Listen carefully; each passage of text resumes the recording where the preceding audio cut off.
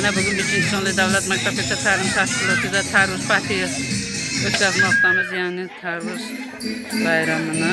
Mana bolajonlar tarbiyachilar bilan birgalikda hamkorlikda mana chiroyli dasturxon yasatishibdi. Tarvuzlardan sharbatlar, tarvuzlarni chiroyli qilib bezab tayyorlashibdi. Mana birinchi maktabga tayyorlov guruhi bolajonlari.